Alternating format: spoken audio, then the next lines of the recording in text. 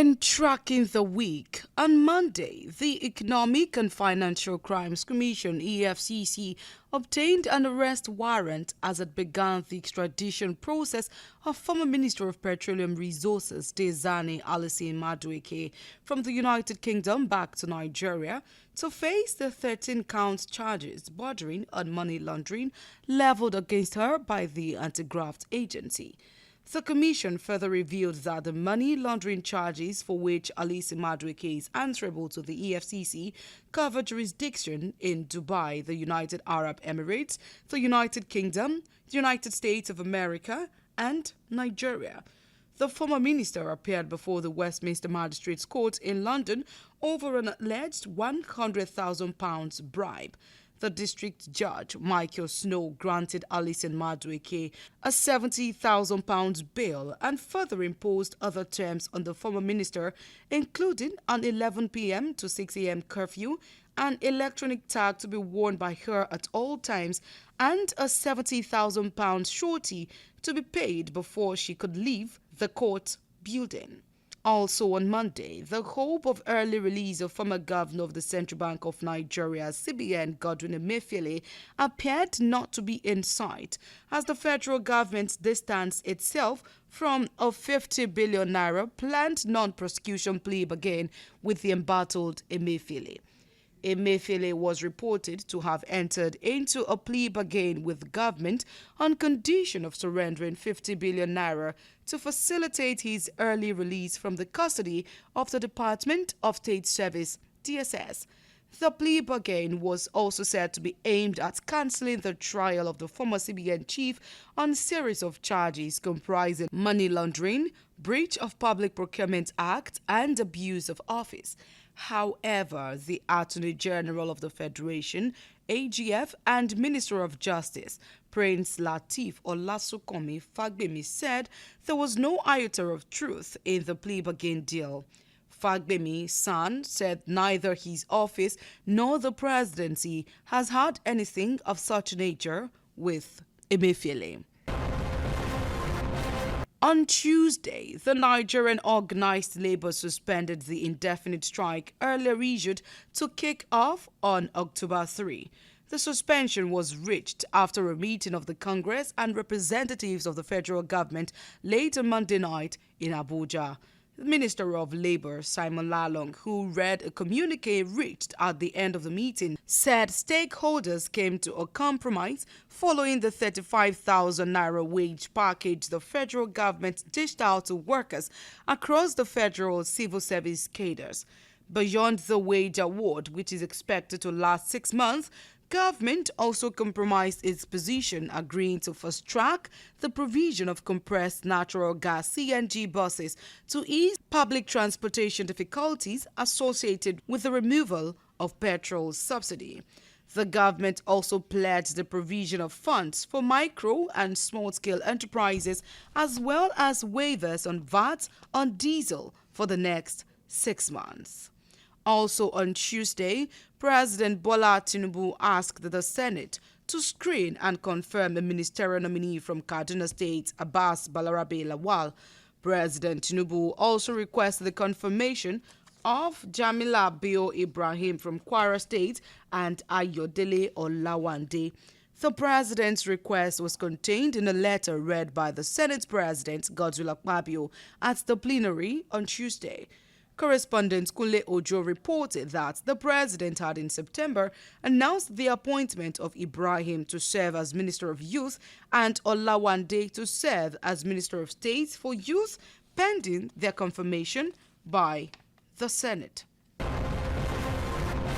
On Wednesday, the Senate confirmed the Kaduna State nominee Abbas Balarabe Lawal, who fainted, however, during his screening on Wednesday.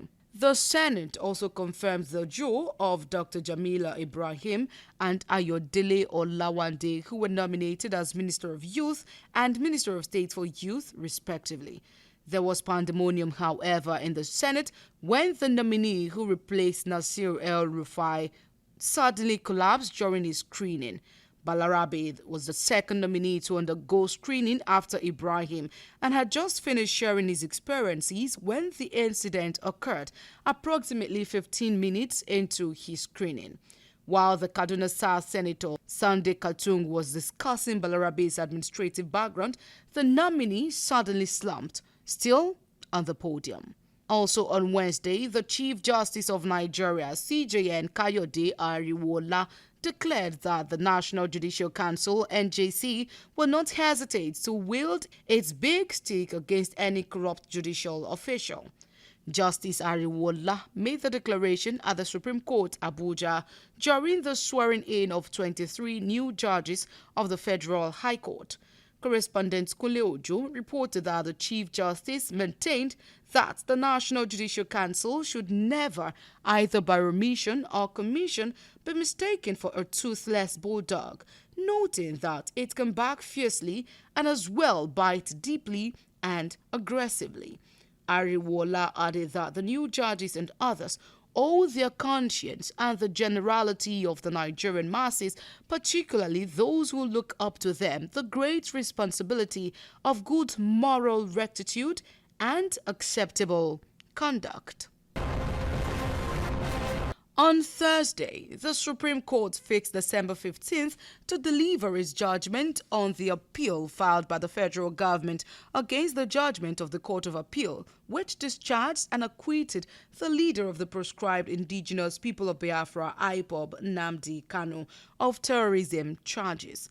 The Court of Appeal in Abuja on October 13, 2022, discharged and acquitted Kanu of the charges and ordered his immediate release from detention. Not satisfied, the federal government quickly appealed against the judgment at the Supreme Court. Correspondent Kunle Ojo reported that a five-man panel of the Apex Court, led by Justice Kudirat Kekereekun, fixed the date after the counsel for both FG and the detained IPOB leader adopted their final briefs of argument. Still on Thursday, the presidential candidate of the People's Democratic Party, Atiku Abubakar, was insisting that President Bola Tinubu forged academic records of Chicago State University.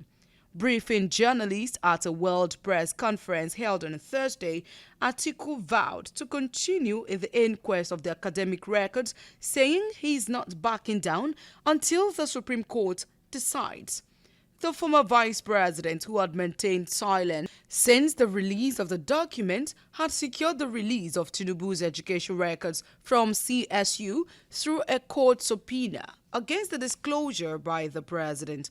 Atiku further called on all leaders and well-meaning Nigerians to join in the campaign to enshrine probity, accountability, and the basic principles of justice, morality, and uprightness in Nigeria. And finally, on Friday, the federal government declared its readiness to increase the country's per capita gross domestic product (GDP) to $6,000 and $33,000 by 2030 and 2050, respectively.